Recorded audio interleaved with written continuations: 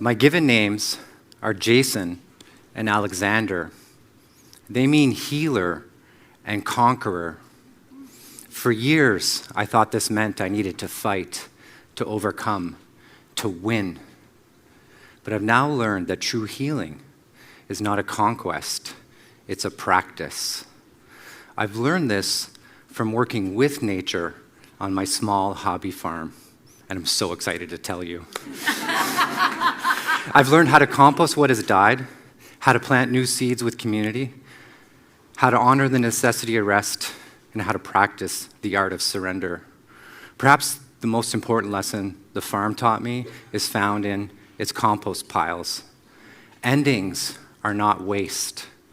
They are the raw material for growth. Compost is just dead stuff. It's rotten plants, fallen leaves, it's animal manure. It's really messy. It's the end of a cycle.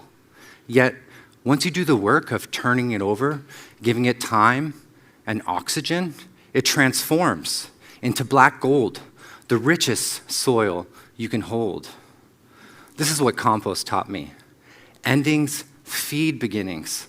And with compost, you can grow incredible food. Without it, your plants might not produce any fruit. My life's compost pile started early. By 16, it was full of toxic material. I went to 7 different high schools and never finished. I spent more time in hospitals, rehab, group homes, and youth detention centers. As a teenager, there was a deep pain inside me that led me one day to swallow over 100 of my mother's pills. I was running from everything: pain, anger, the judgment from others, my own shame. It was a toxic heap, and it was too heavy for me to overcome on my own. Decades later, another major ending was thrown onto my pile. Earlier this year, my job as a college professor was eliminated. A job that filled me up with so much joy, it often brought me to tears. I felt so grateful to feel that way about my work. My purpose felt a little ripped from the ground when I learned I'd no longer be teaching this year. But this time, I know how to face it. When you turn your endings with honesty, give them air, and express the pain, they don't break you.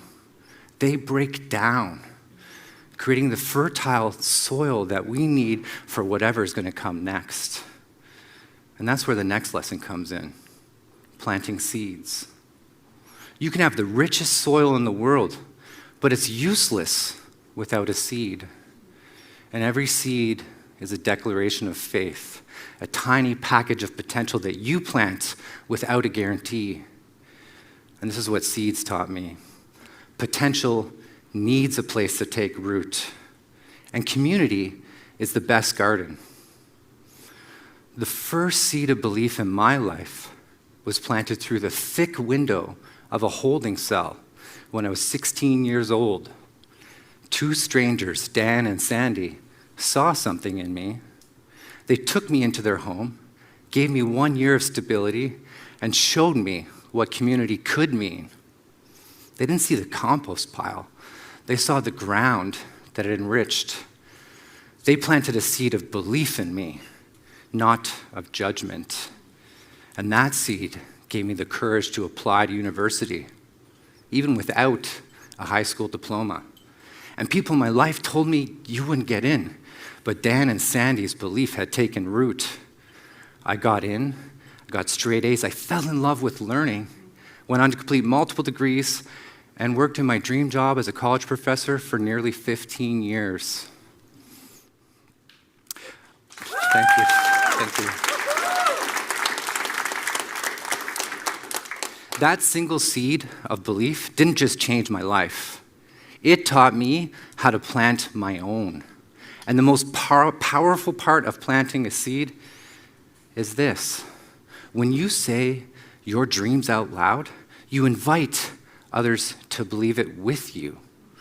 And that's how I've lived, setting goals with no idea how I would accomplish them, trusting that the people I planted myself beside would help me grow. I really like how Oprah says, surround yourself with people who lift you higher. And life has a very special way of bringing the people into your life who you need, who will help you grow into who you're meant to be. When I met my wife, I was drawn to her vision for life. I was so attracted to her desire to be of service to others and her generous spirit. Together, we planted a shared seed to one day live on a farm. We put it on vision boards in our offices. We told our friends, our family, our colleagues, anyone who would listen. We spoke that seed into the world.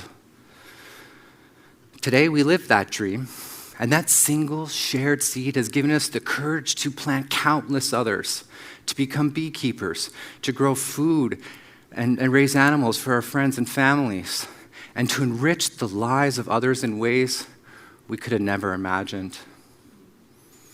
But with every season of growth comes another truth. Growth isn't always about the planting and the doing. Lesson 3 is about rest, the wisdom that winter brings. In Canada, we can't rush the cold. Every year, our fields freeze under a blanket of snow. And this isn't a void, it's a restoration. For years, I believed that to stop moving would mean I would fail. It would mean I'd be unproductive and I'd fall behind. It's a message I think our society screams at us. But lately, I've learned that when you work with the soil and work with nature, I'm able to tend my own energy. I really like the author Eckhart Tolle. He teaches us that true intelligence operates silently, that stillness is where creativity and solutions to problems are found. What this means is that stillness isn't the absence of growth. Stillness is a condition for it. The truth is, for much of my life I ran. I don't really know how to rest.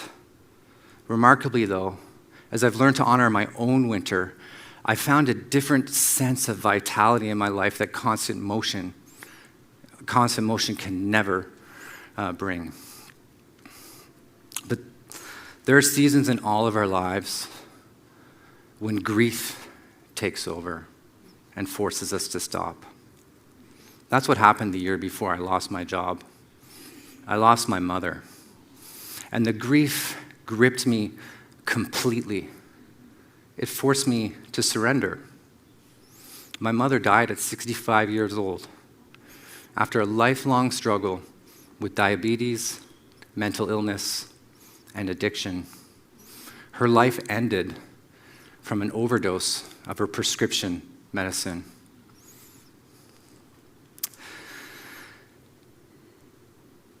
The grief brought me to my knees.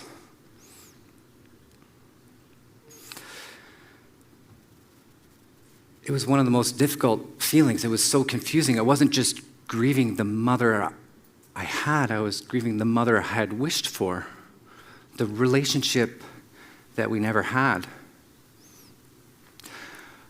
I was angry all the time. I was lost and stuck in this constant state of dissatisfaction. My judgment of her medical system, spiked to a new high. And when grief brought me to my knees, that's when something unexpected arrived. One evening last summer, nature offered me a pure white homing pigeon. It landed on the deck I was building, and I could tell it was thirsty, so I set out a bowl of water, never guessing that simple act would convince it to stay for 6 weeks. For 6 weeks, that bird lived on our farm, and it pooped a lot. Always on my roof and in my direct line of sight. Oh man, at times I hated that bird for pooping on my roof. But for 6 weeks, it lived on our farm, and during the day, it would fly high in the sky and circle me for hours as I worked in the fields. And for thousands of years, homing pigeons have carried messages across vast distances, and they always find their way home. I grew to be amazed by this bird, so I built a custom foam for it, mostly to get it off my roof. But this bird knew what it needed. It preferred the peak with a view where it could evade the owls and hawks that my family got to see it escape. And in its quiet, steady presence, I began to find a different kind of strength, the one that comes from observation and acceptance. And then, on what would have been my mother's 66th birthday, my messenger bird left and never came back. That bird taught me about surrender. I couldn't control its journey, just as I couldn't control my mother's. Surrender, it's not about giving up. It's about letting go of the arrogant belief that I know what's best for everyone else.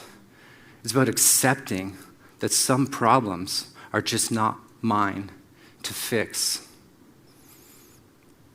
When I learned to surrender, I found compassion and forgiveness. My grief subsided, and I found a bit of peace. And in that stillness, I understood something that my mother gave me long ago. My mother gave me names that mean healer and conqueror. And today, I understand that true healing is taking what breaks you and turning it into soil. And conquering is having the wisdom to plant, to rest, and to surrender. So I ask you, what ending in your life can you start treating as compost? Name the pile and turn it over with some honest expression. My favorite author, Brené Brown, she teaches the connection, it's why we're here. It's what gives purpose and meaning to our lives. And I think sharing your ambitions with each other creates connection. It helps turn belief into possibility. So I ask you, what seed can you plant in community? And how will you honor the necessity of rest? My hope for you is that you spend some time with your hands in the soil, grow something, or walk amongst the trees and take the time needed to see what nature has to offer you. Because when you give yourself the gift of slowing down, you start to see more, you start to feel more, and you may discover who you are and what you're capable of. My last question for you is this: what loss or uncertainty in your life can you surrender to? Because when you start to practice the art of letting go, you start to discover more healing and purpose in your life. The ground beneath you is ready. It's been fertilized by everything you've endured. Now is the time to plant something new.